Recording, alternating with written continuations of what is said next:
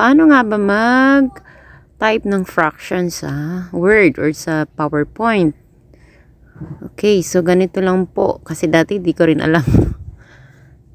So, ganito po yung gagawin. Okay, una po, click lang natin yung insert. Then, pero dapat yung cursor natin nakatapat kung saan natin i-encode yung fractions. Then, click lang po natin yung fraction. Ayan. Ay, equation. And then, ayan. Piliin natin yung fraction. Tapos, mayroon pa tayong choices dito. Ayan. So, halimbawa, ganyan ito yung format. Ayan. Then, ito-type lang po natin. Pagka meron tayong ganito, pwede na tayong mag-copy-paste, copy-paste na lang.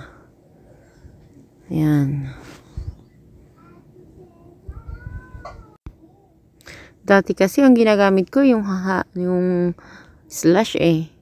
Halimbawa, 2 slash, tapos 4. Ayan.